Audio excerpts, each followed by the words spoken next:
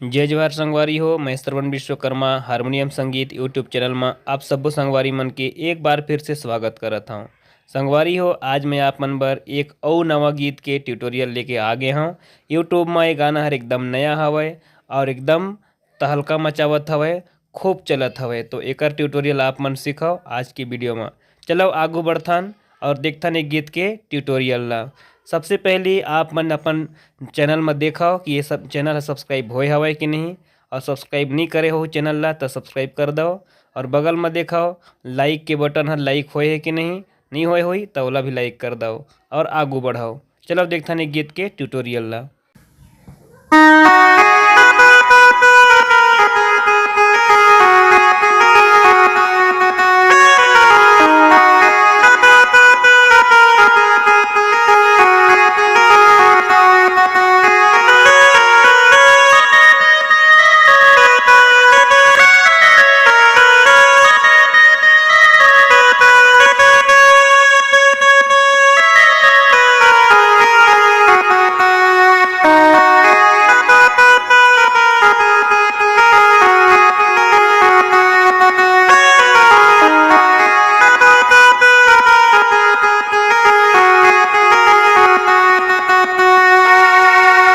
ये गीत के पूरा मुखड़ा रही से अब एला सोलो मोशन में देखो, बढ़िया से समझाओ और बढ़िया से बजाए बर सीखो। आओ देखथन।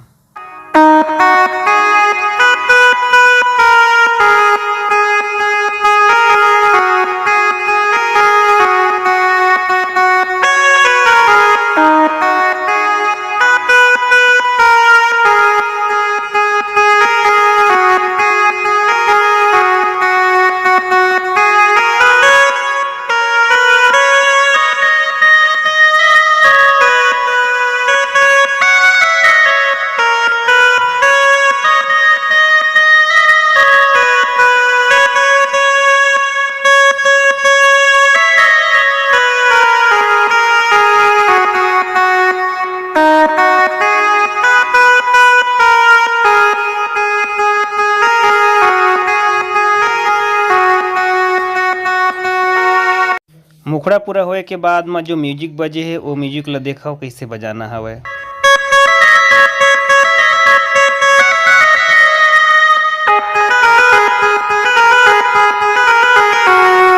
स्लो मोशन में देखो।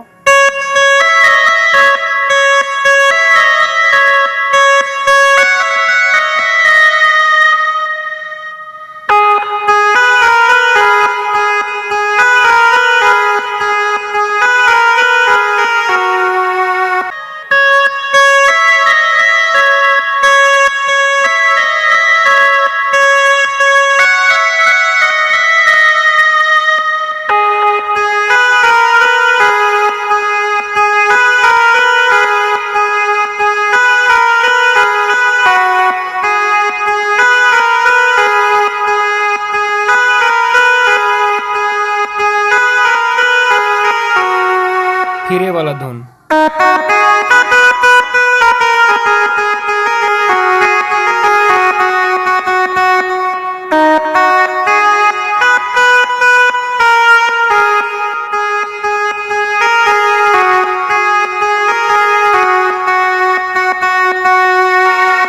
गीत की अंतरा कैसे बजाना हवय देखो।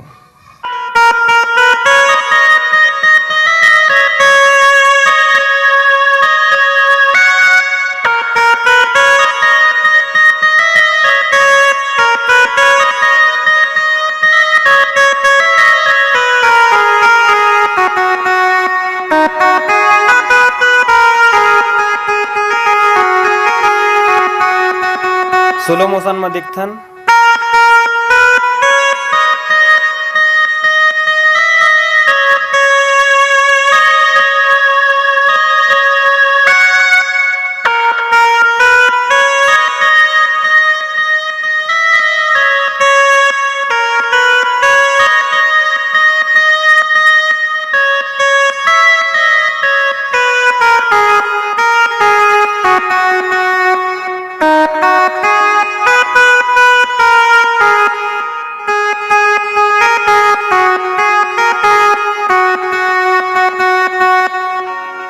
तो ये रही से गीत के नोटेशन वीडियो आप मन एक ट्यूटोरियल देख डरे हो। अब उम्मीद करता हूँ आप ला ये वीडियो पसंद भी आई सो ही। संगवारी हो आप मन के कोनो कमेंट्स वही तवला मोला सुझाव के रूप में दे सकता हो और वीडियो कैसे लगी सोला कमेंट्स करके बता भी सकता हो। अभी आप मन से एक बार पुनः रिक्वेस्ट करी हूँ, अगर चैनल ला सब्सक्राइब नहीं करे हो तो ओला कर दो, वीडियो ला लाइक नहीं करे हो तो ओला कर दो। चलो मिलथन अगले वीडियो में, तब तक सबो संगवारी मन ला जय हिंद जय भारत।